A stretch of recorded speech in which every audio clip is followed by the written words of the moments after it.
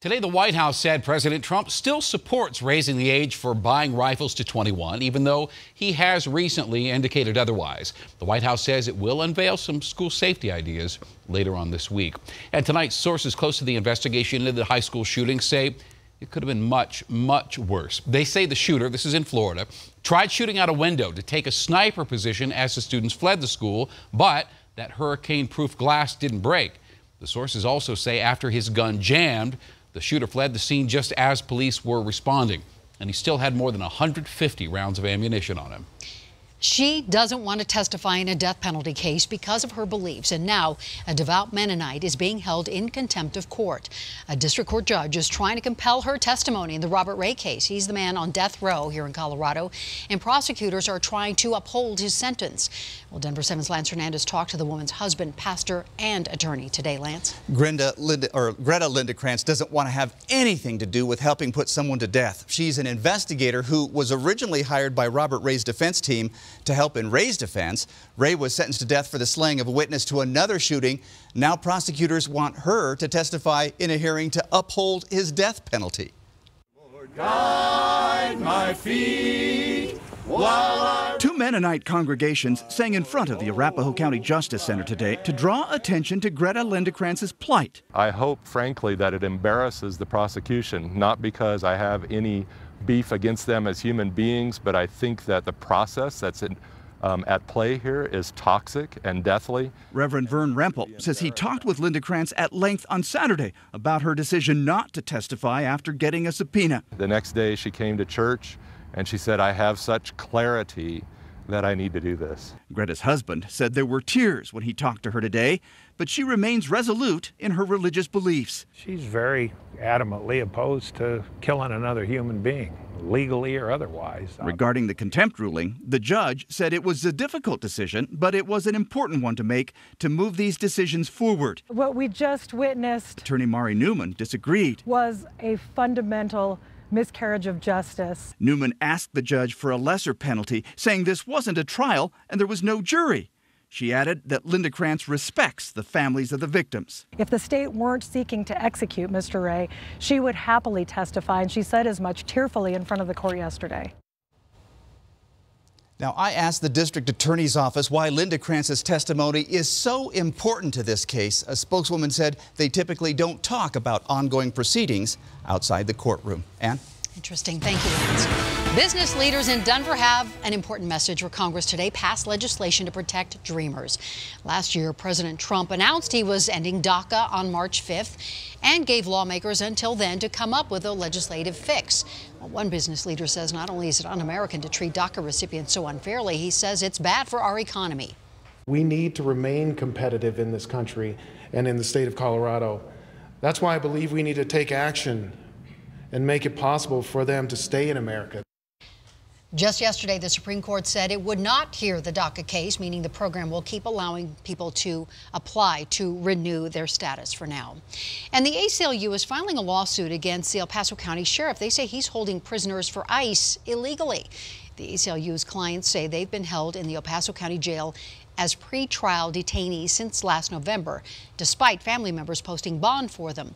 Colorado sheriffs have no legal authority to enforce federal immigration law. All new at 5, the city of Lafayette is taking a bold step in the fight to keep out new large-scale drilling. Denver 7's Jennifer Kovaleski joins us live from US 287 and Dillon Road. Jen, this is pitting developer versus the oil and gas industry. Ann and Shannon, this is an interesting take and one I haven't heard before. Directly behind where I'm standing, a Denver-based developer wants to transform this land into a massive apartment complex. The biggest sell that they're making to the city. New housing would prevent new large-scale drilling here and even remove an existing well. Colorado's booming development is on a collision course with oil and gas. But now a developer is trying to use this classic David versus Goliath debate to their advantage. In the city of Lafayette, a community known for being unfriendly to big oil, Milestone Development wants to build a 700-unit apartment complex here at the northwest corner of US 287 and Dillon Road. Records show in this letter to the city, the developer touts increased tax and fee revenues. But their biggest selling point is, quote, most importantly, terminating the risk of the current oil and gas well being expanded into a 26-well superpad site. Lafayette city planners are basically being asked to greenlight a massive housing project as a way of preventing any future large-scale drilling in this southern part of the city. But there's a catch. 8 North LLC, a subsidiary of Extraction Oil and Gas, already operates a well on the site. Documents show Milestone plans to cap the well. The city says at the developer's own expense, but they can't force Extraction to plug the well. Extraction gave us a statement, writing in part, this well is currently producing oil and natural gas resources that benefit area mineral property owners, as well as producing the energy resources that all Coloradans use each day to heat their homes. But they are open to future discussions. Now, we reached out to the developer, but no one got back to us. Lafayette's Planning Commission is set to review a sketch plan for this development during a public hearing tomorrow night. Now, there are a handful of neighbors who live behind this proposed site. Today, they would not tell us whether or not they're for or against this development, but say they do plan to voice their opinions to city leaders tomorrow night. Reporting live in Lafayette, Jennifer Kowaleski, Denver 7. Thank you, Jennifer. A water war is bubbling up in Fort Collins. Some residents are standing in the way of a massive 70-mile pipeline project that would deliver water from the Poudre in Fort Collins to the city of Thornton. A group called No Pipe Dream believes there are far better options than digging up Douglas Road. If it gets down to that and this old lady winds up laying in a ditch to prevent their bulldozers from putting in their pipeline, that's what it comes down to. One option is to pump the water out further downstream. Now, Thornton needs the water for its growing population and says the pipeline needs to be operational in 7 years. They say burying the pipeline under the roadway is the best option for water quality. All right, Colorado, we know you have an opinion on the Olympics and whether Colorado should host the games. Well, tonight, a Denver City Council member wants to hear from you.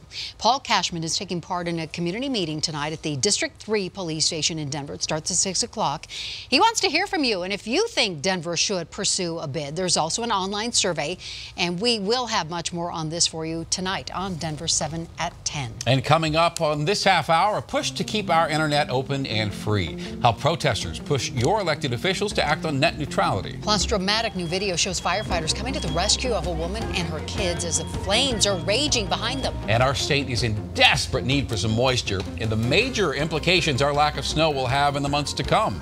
Not much snow left after temperatures like these today. 56 in Denver, 72 down at Lamar. But there are some flakes in the forecast to let you know which areas could see a few inches tonight and tomorrow. Now take a look at this new video tonight showing the moment Houston firefighters saved a woman and her 3 kids from a balcony as their apartment behind them was engulfed in flames. Incredible. The woman says she saw the smoke and the roof collapsing in her apartment. She just grabbed her kids and left. An ugly trend on the rise nationally and unfortunately right here in Colorado. Anti-Semitic incidents in our state have more than tripled since 2015.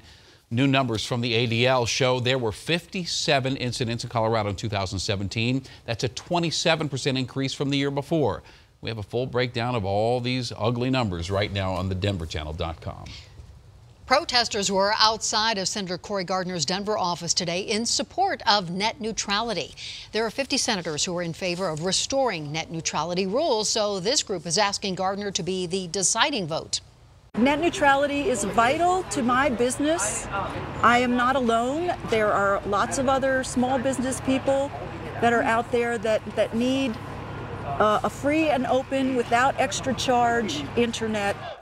Now, we reached out to Senator Gardner's office, did not get a response. However, in a statement he sent out last year, he said he hopes the Supreme Court overturns the FCC's, quote, misguided rule. Earlier today, Senator Michael Bennet tweeted out that Coloradans have either called or sent letters to Senate offices more than 80,000 times concerning net neutrality. Red Cross crews from here in Colorado and in Wyoming are heading to Indiana, Kentucky, and Ohio in response to that devastating flooding there. Let's take a look at that. Right now, more than 180 people are seeking shelter from the flooding, and more rain and more flooding is expected. And developing here tonight, it really is the complete opposite problem here in our state. We really could use some rain or snow, certainly along the Front Range. Absolutely. If you take a look at the latest drought map here, this is from today.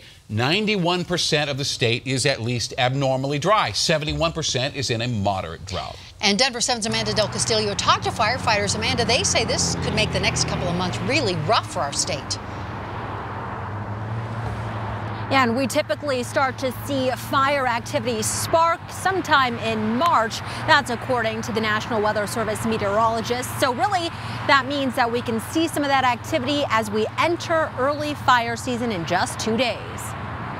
Over the next 3 months, there's a trend to see warmer than normal temperatures, as well as average to a little bit below average precipitation. A forecast that won't favor what the last 3 months have already fostered: combustible conditions. We've probably been in the less than 60% of average snowfall, mainly over western Colorado down into southern Colorado. West of Denver, those in Gypsum are preparing. Conditions pushed town leaders to host their first water summit in the last 10 to 15 years. We're going to hope for a good, heavy, wet spring, and hopefully life will return back to fairly normal. But in the case that it doesn't, we just want to be ready and have those discussions ahead of time rather than have them too late in the game. Many things can lead to these massive, destructive wildfires: moisture levels, humidity, daily highs and lows. Higher sun angles, you start to see those warmer temperatures, and you also start to see those really windy days